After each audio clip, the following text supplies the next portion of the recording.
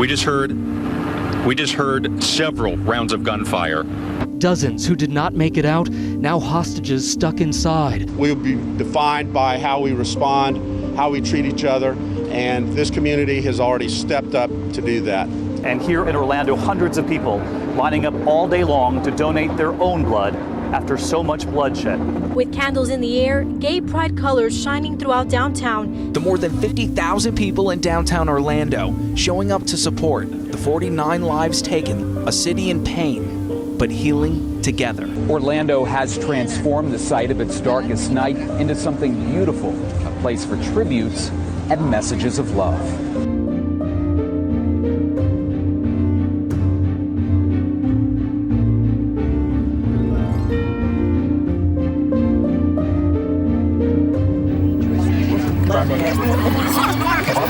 Everybody should try to get along.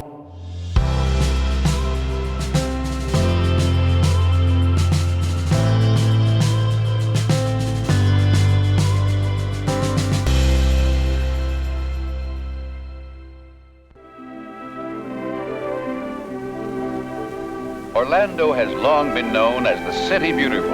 It is a city of old established customs and huge new industries, as new as the day after tomorrow. Orlando in the 60s was often thought of as the home of cows and oranges. In 1956, the Florida legislature formed the Johns Committee, focused on rooting out communities of color, the civil rights movement, and then the queer community.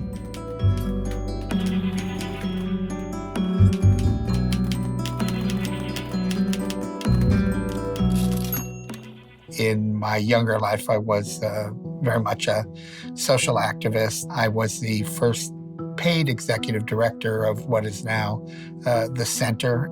So I got here in '74. I was in the closet, and I didn't know what gay meant. I didn't know what the word homosexual meant. I knowingly had never met a gay person before my employment at Walt Disney World. Walt Disney World is more than just a place. It is a complete vacation destination. There is something for everyone in this magic kingdom. It is a world in which make-believe has its own reality. I literally ran away from home shortly after my 17th birthday to come be a Jungle Cruise skipper. This man was driving me home. We were on 192 in Kissimmee, and granted, he was just slowing down to make the turn into the long drive to where I live. And then he just reached over and grabbed my junk. His hand was there and my hand was on the door. And I opened the door, and just like you see in a movie, like off I went on the side of the road rolling. That was my first encounter, known encounter with a gay person.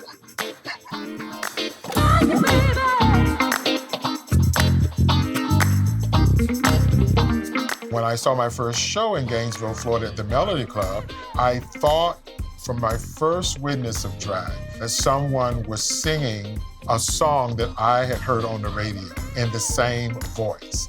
So they were lip singing so perfectly, it fooled me. Not only were their lips matching, but all of the gestures, the movement, and the attire, and I was fascinated. My name is Darnell Strick. I go by Darcel Stevens as my entertainment name. There was a class project while I was at University of Florida. One of the year-end skits, I decided to do Diana Ross and the Supremes. It all had to be in German. We did Baby Love in drag in German. We were awful looking, but we won. That was one step towards Darcel. The drag bug hit me somewhere around the mid-'80s. It was a very difficult time back then. This year is the first time organizers plan to hold the Gay Pride rally in a public park, but their plans have not been successful. Empowering feeling that individuals get when they are able to step out into the light and leave the closet behind and say, I am a gay man, I am a lesbian, and I am a part of this community, and be able to be in that community out there visibly. The community was not welcoming. The locals had to sort of create their own space of safety. You had to take some chances, and you couldn't be shy. And you really had to step yourself out, or you just suppress your yearnings and join a monastery. No one I knew did. Back then, the Orlando Sentinel had a section of the classified ads for personals. And there were, men seeking women, women seeking men, and there was men seeking men. And, you were just reaching for any way to connect with the sort of sexual romantic energy you were trying to find an outlet for. So I placed an ad. I'd go to that P.O. box every couple days, and the mail would just pour out. I mean, it would fall out. I literally got over 200 responses. Gertrude's was a rest area that on both sides became known as a place where you could cruise for other gay people. But if you leave your brake lights on, then that means you're amenable to having a gay person knock on your cab door and maybe come in and have a little tussle. It sounds really seedy these days, but that was the norm. It was what we were left with, because trying to meet or being out in any type of what they would consider normal circumstances meant putting yourself at risk. And the only other places really were basically bars. A lesbian bar was opened, originally called Odds and Ends, and eventually evolving into Faces. Oh my God, Sue Hannah was a force. She was a brash, the butch lesbian at a time when that was frowned upon. And she had a lesbian bar that had drag queens in it. But it was a place where you felt very comfortable being yourself. The Parliament House was almost like a mother to the gay community.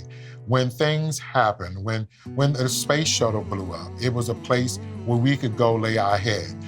Granted, most of us laid it on the bar because we got so drunk. It was a place where we could hug one another and get that comfort that we so desperately needed. The Parliament House, that was the center of gay activity. The interesting thing about that situation is the code words that were used among the employees at Disney. If someone wanted to ask another gay person, one to another, are you going to the Parliament House? They would say, are you going to Pizza Hut? Once you got inside of the Parliament House, there was a certain amount of safety amongst numbers, amongst those walls. It was home, coming from a person who knew that they were gay in Crystal River, Florida, getting into the military, a very sheltered and structured environment. Here I am in Orlando, Florida, at the Parliament House. It was quite wonderful. And it was a hotel. You can guess the rest. Good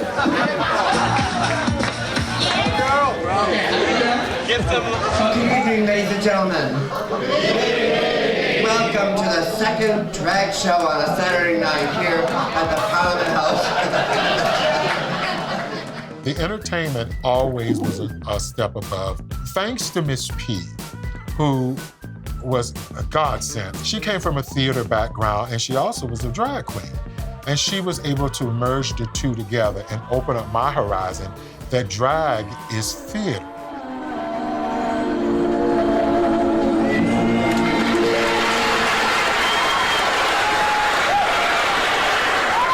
Are you having a gay time? It warms the cuddles of my heart. May I have the house lights, please? It did improve me as far as an entertainer is concerned. It opened my horizon up. And it also opened me up as an entertainment director that space needed to be broader. I'll quote Val Demings. The ghost of systemic racism looms, and she says, in every police department, but I broaden that in every department, and that's including the P House. We were all scrutinized at the front door. If we felt that we were overly discriminated in a way that just hit us to the core of our spirit, we wouldn't have came back there. But I think the joy of the club itself, being this mecca entertainment complex with everything that a gay man from a small city would look forward to, we saw that as something that we could endure whatever racial tensions and overtures that were presented to us.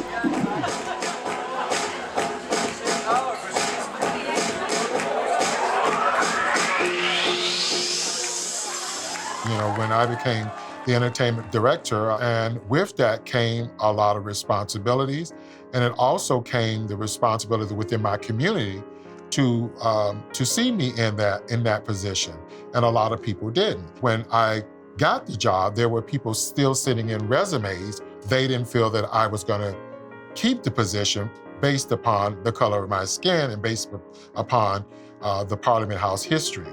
And that is something I have just resigned myself to saying, it's not my issue, it's their issue.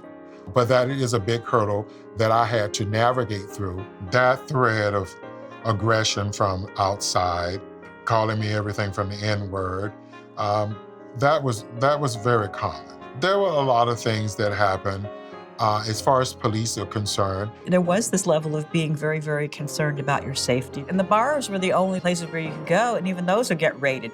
Lake Eola, the center of LGBTQ activity in Orlando, was a place in which the community experienced police entrapment. I went to the park and just sat on a bench and was eating my food, and this really handsome young man comes and sits next to me.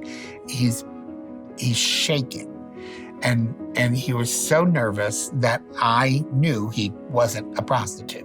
And I thought, oh, this is somebody who probably hasn't been to the bars, doesn't know where to go, and he's scared to death to approach anyone. So I'm just as nice as I can be to him, try to get him to calm down. And one thing leads to the other, and I say, are you looking for companionship tonight? And he said, maybe. And I said, well, sort of dealing with grief right now, but I think it might be nice to hold someone. And he said, well, would we do anything more than cuddle? And I said, well, yeah. I said, if it feels right, maybe fondling.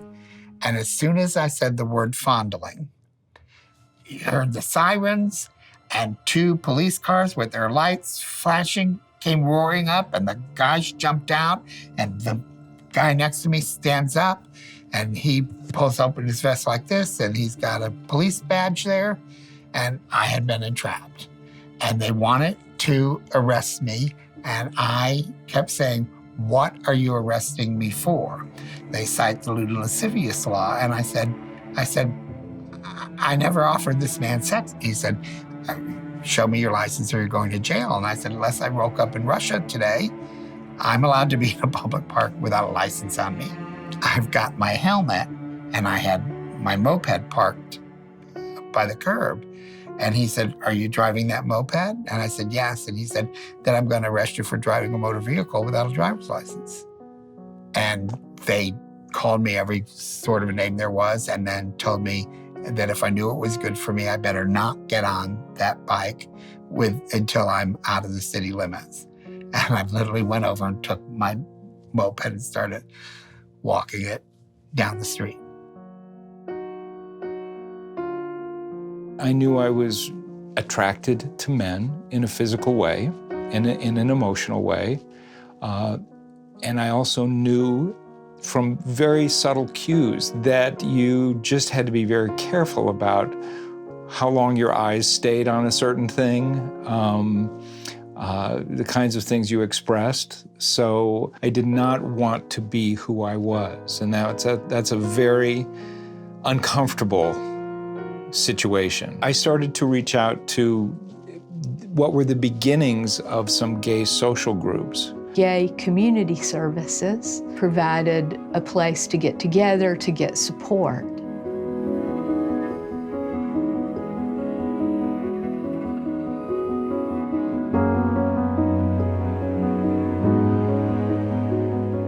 The organization originally served only men. But there weren't those things for women. And so I think it was important for us to create that, and we did. LCN stood for Love and Committed Network, and it was a newsletter. Women would host these potlucks in their homes, and we'd get together and we'd talk about politics. So I think that women's only space was really critically important to kind of lift them up, because women had been beaten down so much. Gay community services became the Gay and Lesbian Community Services. The center was a separate organization, and eventually these two merged. We just kind of got enough people to want to be on the side of let's use this place as a place to generate activism and awareness and to create change. I tried to take the Footlight Players on a journey that was a little bit higher. We even did dialogue. We even took it further. We did a live show where we had a pianist come in and we all sang. And that's very unusual for what drag queens do on stage. But when they saw how much the audience appreciated our effort for elevating drag through theater, and there was no stopping us. In that era, you had to step forward. It was a tough battle. You no longer could sit back and be complacent. You had to be a part of the change or get out the way. When one person moved forward, we all moved forward. I was in school, lived a totally straight life in a fraternity and on campus, and really didn't realize until years later that I had gay friends in college, but they didn't realize they did either. I'm Sam Ewing. I'm an interior designer here in Orlando, and I'm co-founder of the Headdress Ball. There was a time in my life when I felt like being gay was an absolute curse, and I would have changed it in a heartbeat. And it was probably not until way after I was out that I realized that I wouldn't change a thing. You know, somebody knew what they were doing when they created me the way they did. It was not any revolution that I had at 25 or 30. In the last month alone, we have been bombarded with conflicting reports on how you can catch AIDS and who it's affecting. The gay cancer had become a word to signify AIDS. They didn't know what was going on. If you tested positive, it was A, I gotta prepare to die, and B, who the fuck's gonna take care of me as my life deteriorates? Early on with AIDS in Orlando, there was really nowhere to go. At that time, it was just a death sentence. My lover, Ron Kimber, contracted AIDS. Ron had established with the people at the hospital that I was his partner and that I was, whatever I said they were to do, that I knew his wishes. And so the hospital was really good about all that. And then the parents arrived. And they were doing everything they could to lengthen his life. And I'm saying to the hospital, you know he doesn't want that. You were in the room when we discussed it. We're at this point, we're not trying to lengthen his life. We're trying to end his suffering. They said, well, we can't. Doesn't matter what you're saying, Mr. Wanzi. His parents are here. And she just looked at me and she said, legally, you're nobody.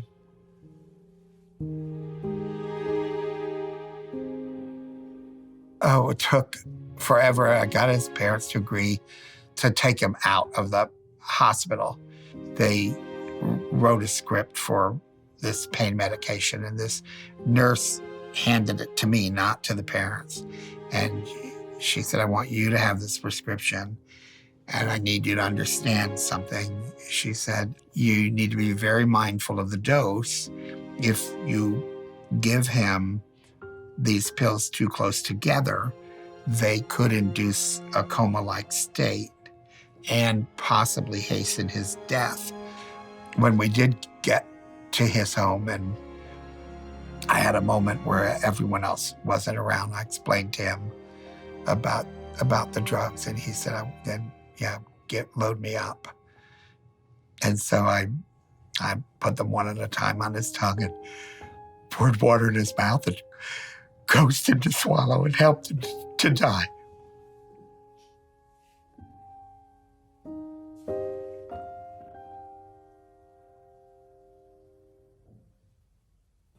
I mean, I encouraged everybody that I knew to get tested. I got my results back very quickly that I was negative, and my friend kept sort of hemming and hawing about the other two, that things hadn't gotten back. And at some point, I kind of forced the hand, and they said, well, your other two friends are both positive. And I knew it before they did. And we spent a weekend at the beach, me knowing that this was their last good time before they were going to live the rest of their lives, knowing they were positive and knowing what was coming Monday morning.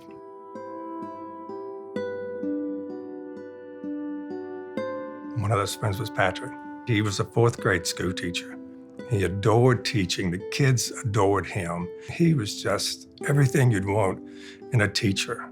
And that's when I started researching to find someone in Orlando that was doing something about AIDS. Chuck Hummer was the president of Hope and Help, which was one of the first HIV and AIDS organizations. And what they were doing at that time was so critically important because you literally had people dying within weeks of getting a diagnosis. You couldn't get people buried who had AIDS. Patrick left Orlando and he went to California, and basically he was just going to go to some point take his life.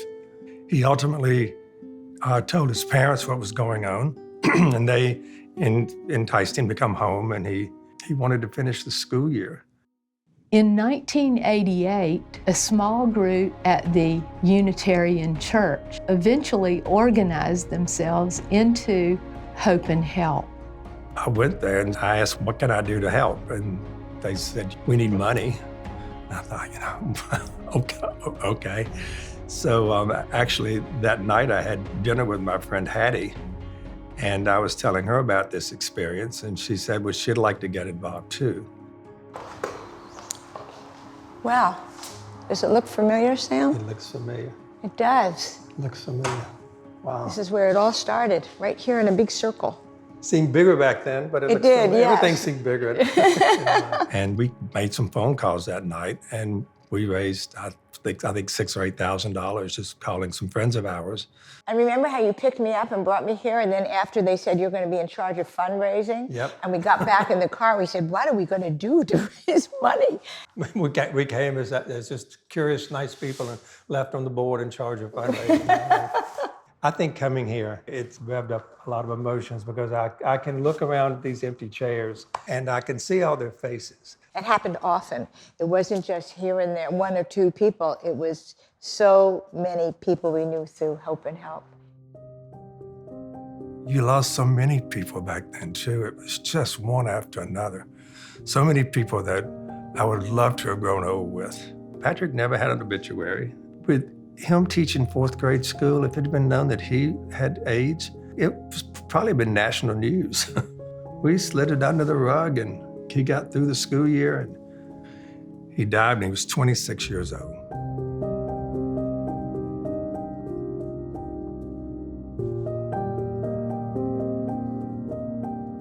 I thought I've got to figure out some way to make sense of this because it just made no sense.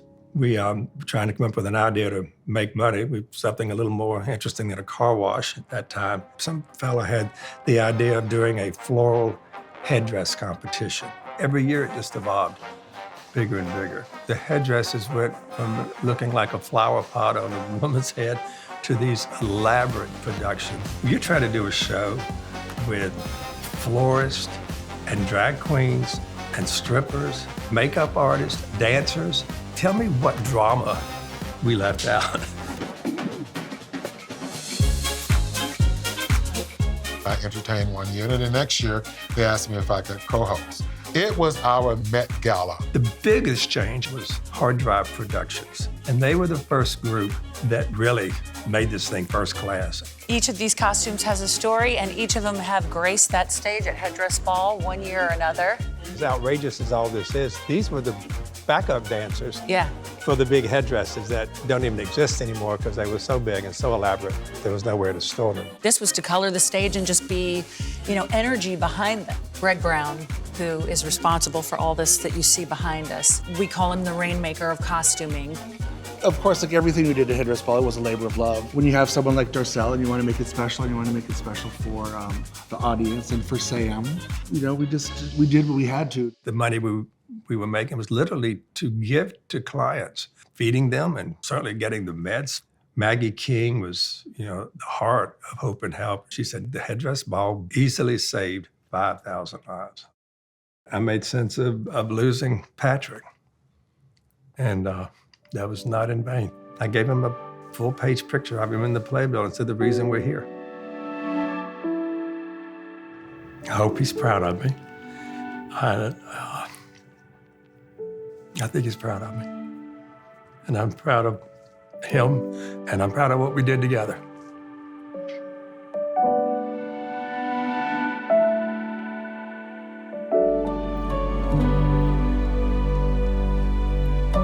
There was so much going on because of AIDS and all of the politics that were swirling around. That was when the fire was really lit. It's like, okay, I've had enough of this. I'm out now. I could do this, and I'm going to do it. My name's Debbie Simmons. I'm the co-owner of Shelby Press Print and Copy in Orlando, and I was heavily involved in activism for the gay and lesbian community from 1992 to 2008. I was not out to my family. I was afraid that they wouldn't love me anymore, that I'd be ostracized. As far as my job was concerned, it's just something I never even contemplated anybody finding out about. I just couldn't have that. Woodard claims he was given an ultimatum, resign or be fired because he's bisexual. The government should not be allowed to delve into our personal lives, no matter who we are. Organizers say there would have been more people here, but other supporters fear they too could lose their jobs. Not everybody here was in support of Woodard. Members of the Ku Klux Klan marched in a circle around the park, holding signs with anti-homosexual slogans. The firing of Deputy Tom Woodard from the Orange County Sheriff's Department for possibly being bisexual. And it was a huge thing because there wasn't even an incident. In the end, Thomas Woodard was reinstated with all of his back pay and all of his seniority. Tom was the first person to come out and be legally upheld as a gay man. That was major in Orlando. They've come out of the closet, these members of Central Florida's gay and lesbian community. We want to make a visible statement that gay men and lesbians are in the community and add an important addition to the community, both at our jobs and in volunteer work and as community members.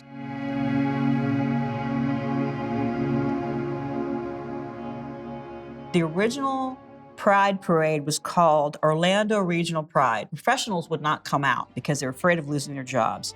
So we had to really kind of pull from a large area. We had people coming from Melbourne and Tampa. Joel Strack, Phyllis Murphy, Brian Arbogast, Hubert Miller, and Lejeune Perrin were the ones that started the original Pride Parade. It was 1991. There was probably 100 people there that were in the parade, maybe 200, and people on the streets watching it happen. It was one of the most frightening things that I've ever experienced because I had no idea if someone was going to shoot us. I was scared to death, but at the same time, it was like the fire in me, like I can do this. And so what's the worst thing that's gonna happen? You're gonna kill me? The fear was real. I mean, and the violence, that we had experienced, but it wasn't going to stop me at that point. I think about it like climbing a mountain. When you're climbing a mountain in the beginning, it's a little bit easier. It gets harder as you go up. But when you get closer and closer to the peak, you can see further into the horizon. And the more you see, the more responsibilities we have to actually create change. The editor of Centerfold suggested that we contemplate whether or not to start a business association in Orlando. So a dozen of us showed up and started talking about it.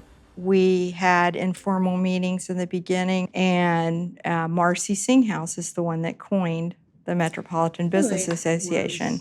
It didn't say we were gay, and we had to keep it that way for right then. In the very beginning, we chose our mission statement to state that we were going to become an economic and a political force in Orlando. Nice. And that made me shiver.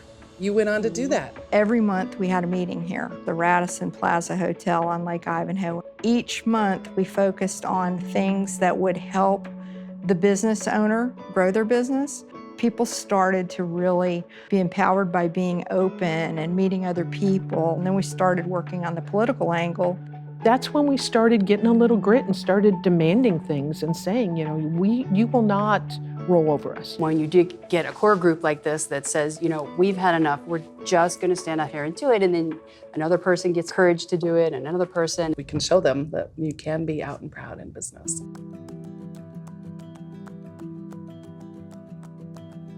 A lot was happening in Orlando, and you could kind of feel the energy. So my thinking was, wouldn't it accelerate this whole process if everybody had a way to communicate with each other. I had this very vivid image of people picking up the Orlando's gay paper and, having their coffee and reading.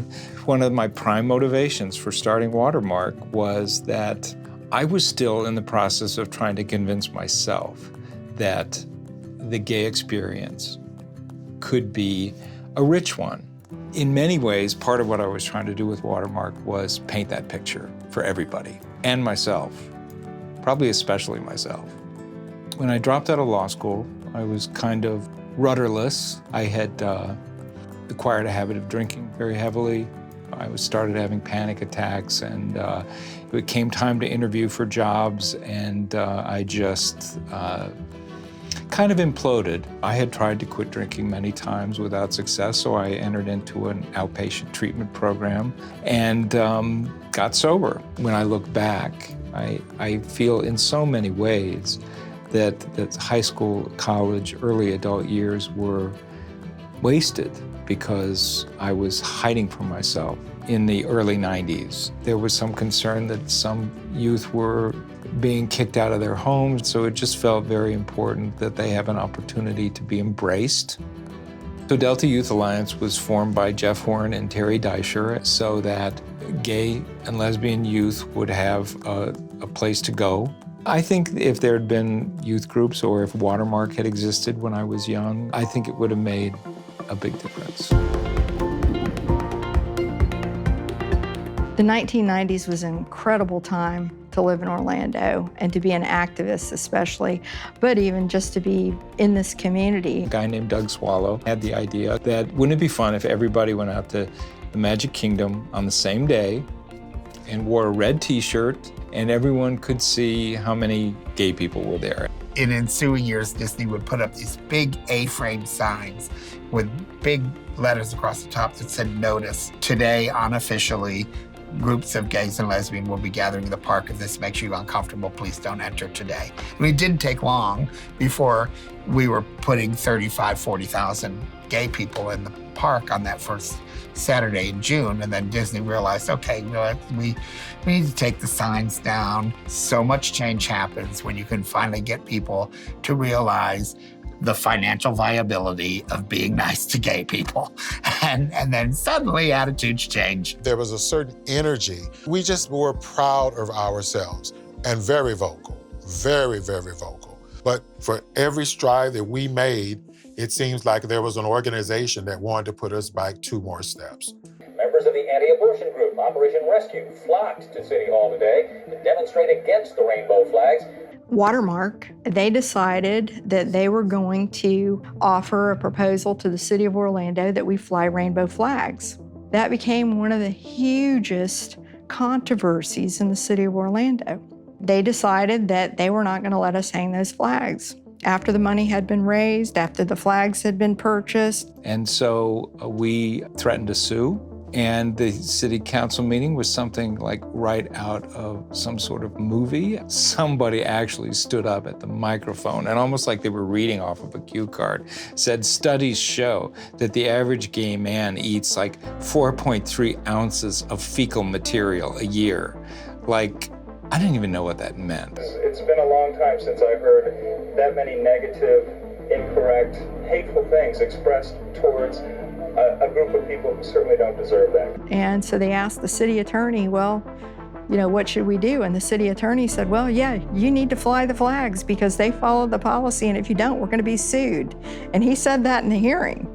And everybody just expected us to roll over. By like 95, you had all these people going, why am I in the closet? Why this isn't working for me? Why am I carrying this burden as if it's a burden rather than, just saying this is who I am and I think I'm pretty cool, so deal with it. 750 flags will start going up tomorrow morning. Meanwhile, the mayor has placed a moratorium on future banners until the rules can be tightened to avoid controversy. Every time that we encountered something like that, all it did was light the fire with more people.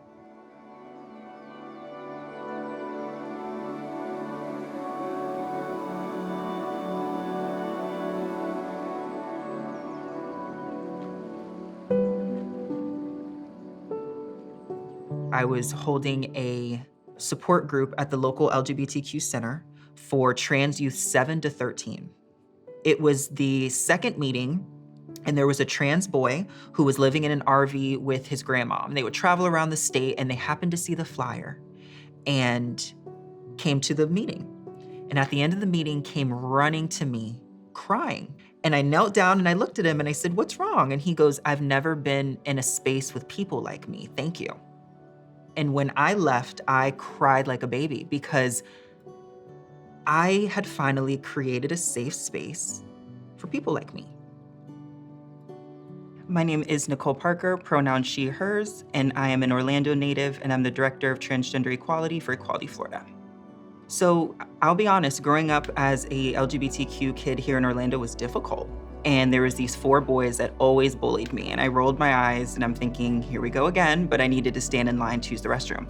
And one of them pushed me up against the wall and called me a faggot and tried to pull down my pants and said, "You see what you have there, act like it." And I remember in that moment, I was like, even as a 3rd grader, I'm in this alone.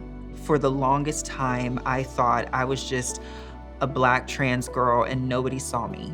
Nobody could identify with my experience, and my experience didn't matter. I think to myself, every time I have to make a difficult decision, how many more years do we need to wait? How many more people need to die? How many more people need to be deported before I stand up? People have to ask themselves, do I want to participate in changing history? We had been trying to get Mayor Glenda Hood to come to one of our meetings. And we finally, long story short, got her to a meeting, and she stood up in front of everyone and said that she would not be our champion. But right behind her saying that, the thing I heard her say was, what I would encourage all of you to do is get involved, get on boards. And a lot of us heard that. Particularly Patty. In 2000, Sheehan became the first openly gay commissioner for the city of Orlando, advocating for the LGBTQ+ community. There was no way I was going to run as anyone but my authentic self, which at the time was terrifying. I was afraid of being a victim of violence. I got threatened. And why in the world would I seek a public life trying to hide the most important part of who I was? I thought I'd be doing a lot more city issues, but then I ended up being, the gay candidate and really pushing a lot of progressive issues. Oh, well, let's go.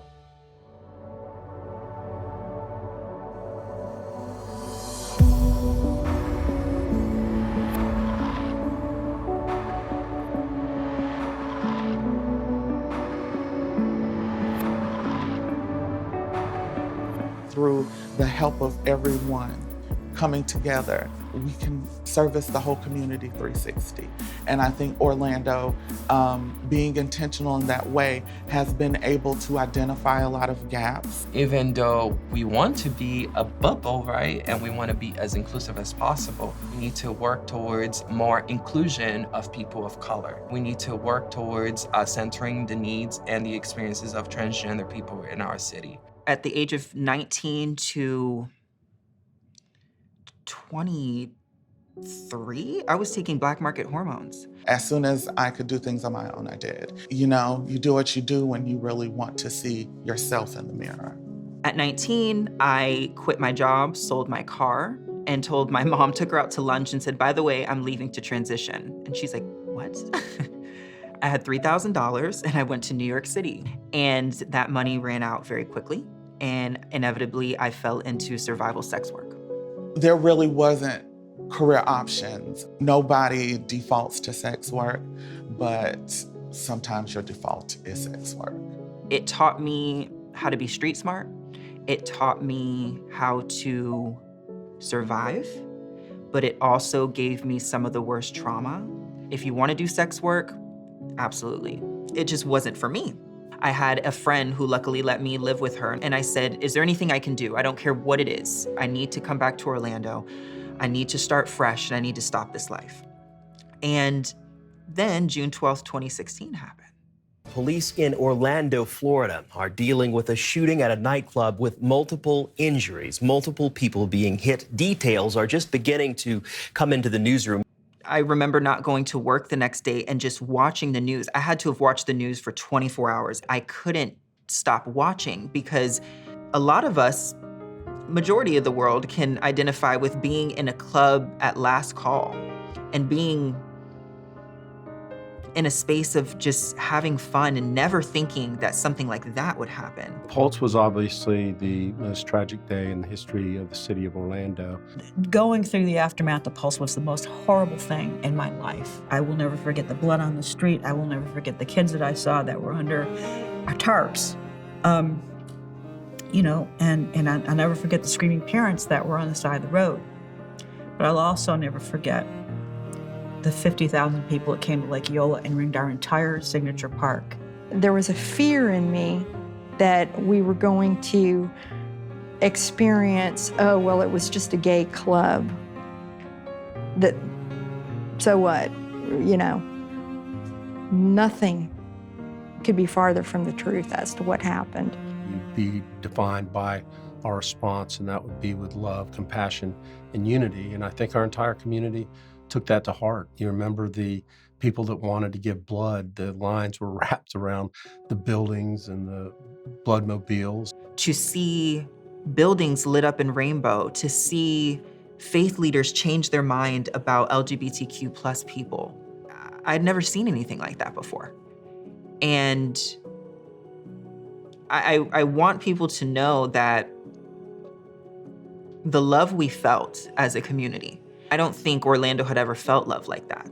It makes me sick that it had to be a situation like that.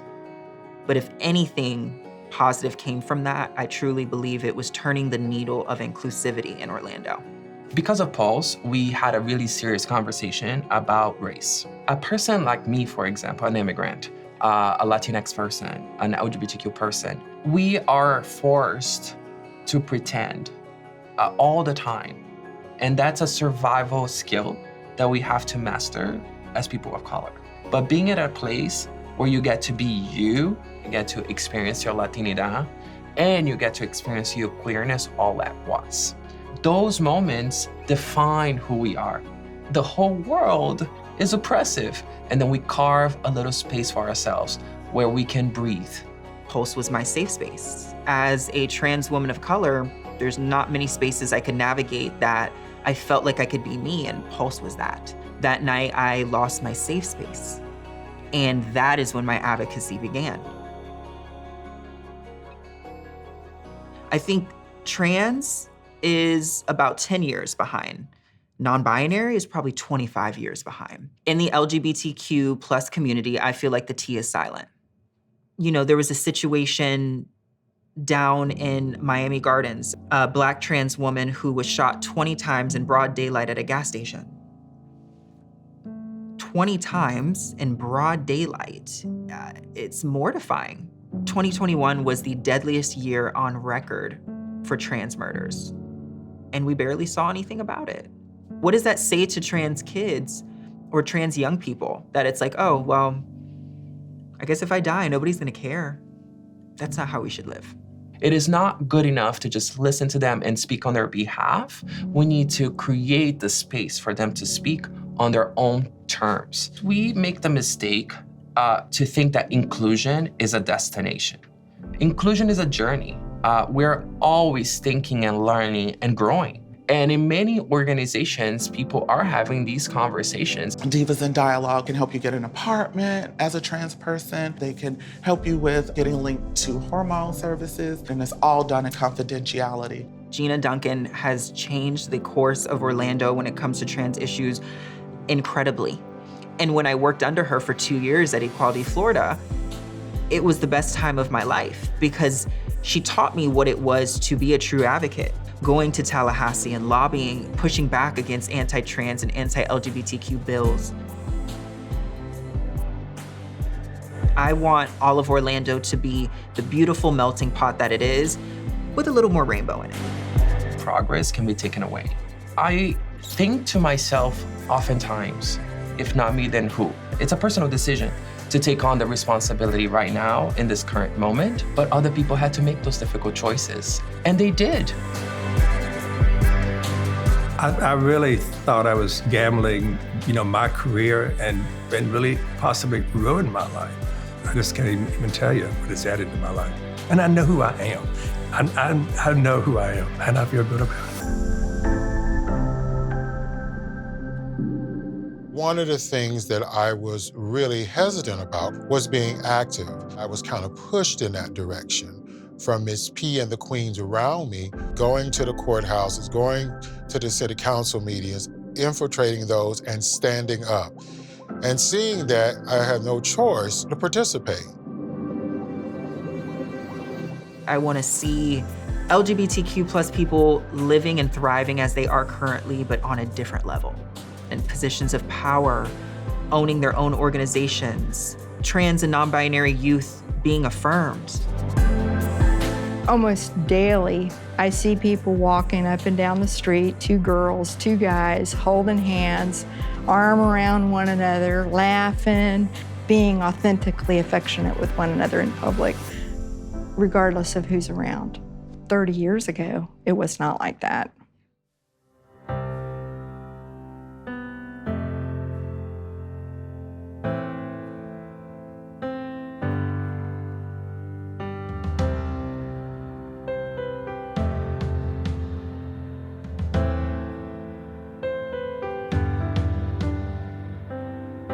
Feel it hanging in the air. Can't ignore that we are here. Greater than the sum of one. Together we have overcome, though there's still more to be done. Carved out a space that can't be erased just by being who we are. And we make the city beautiful. We are stronger than we've ever known. And with 1,000,000 voices we have grown. We have made a home and a place that we belong. And we make this city beautiful.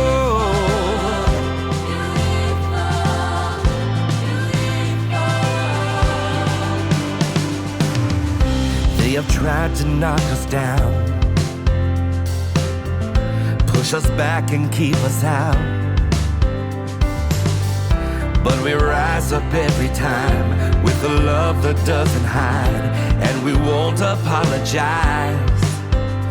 We carved out a space that can't be erased just by being who we are. And we make this city beautiful.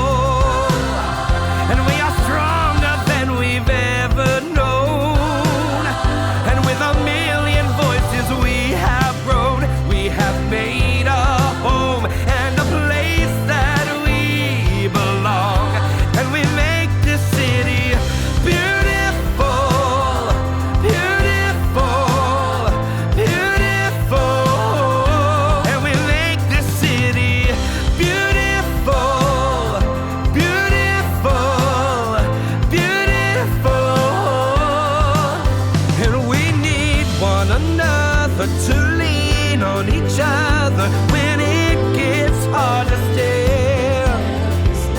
And we keep up the fight, cause we know that it's right, and the future's in our hands. And we make this city beautiful. And we are stronger than we've ever known. And with 1,000,000 voices we have grown, we have made a home and a place that